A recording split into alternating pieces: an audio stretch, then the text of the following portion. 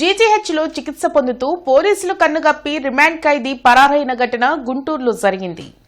Tenali 1 town PS పరిధిలో arrest కాబడిన Ajit Kumar ను Repalle sub జైలుకి తరలించారు. అయితే అనారోగ్య కారణాల వలన పోలీస్ అజిత్ కుమార్ ను 3 రోజుల క్రితం జీజీహెచ్ కి తరలించి చికిత్స చేయిస్తున్నారు. ఆ క్రమంలోనే శనివారం జీజీహెచ్లో చికిత్స పొందుతూ నిందితుడు పోలీసులు కళ్లు కప్పి పరారైపోయాడు. సీసీ ఫుటేజ్ ను పరిశీలించిన పోలీసులు నిందితుని కోసం గాలింపు చర్యలు చేపట్టారు.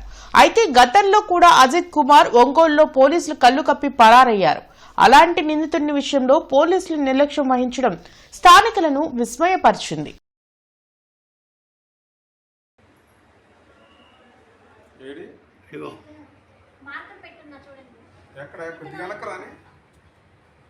వాడు వెళ్ళిపోయాడు కదా.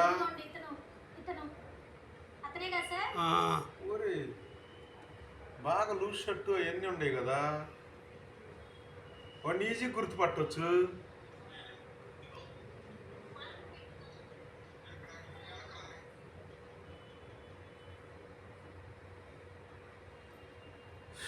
వాడిని ఈజీ గుర్తుపట్టవచ్చు. వాడు పేషెంట్ లాగానే ఉన్నాడు, బాగా దుబ్బుగా.